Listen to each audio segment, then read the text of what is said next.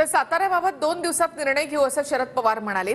शशिकांत शिंदे आणि बाळासाहेब पाटील यांचे नाव सध्या चर्चेत आहे असं शरद पवार यांनी म्हटलंय।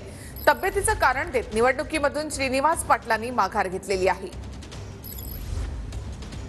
श्रीनिवास पाटील यांनीच त्यांचे आरोग्याचे काही प्रश्न आहेत, प्रकृतीची काही अडचण आहे आणि त्यामुळे आता हा कार्यक्रम ही जबाबदारी मला घेणं शक्य नाही अशा प्रकारची भूमिका घेतली। परंतु ज्या काही सूचना तुम्ही लोकांनी केल्या त्याचा विचार आम्ही निश्चितपणाने बसून आज उद्या 2 दिवसात 3 दिवसात हा करू। साताऱ्यातून पृथ्वीराज चव्हाण यांच्या नावाची चाचपणी। श्रीनिवास पाटलांची साताऱ्यातून लोकसभा निवडणुकीतून माघार। प्रकृतीचं कारण देत श्रीनिवास पाटलांनी उमेदवारी नाकारली।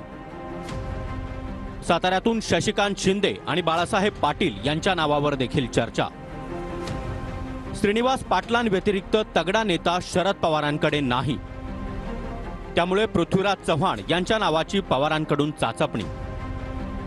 पृथ्वीराज चव्हाण उच्च शिक्षित आहेत, शिवाय प्रशासनाचा मोठा अनुभव आणि कोणतेही भ्रष्टाचाराचे आरोप नाही।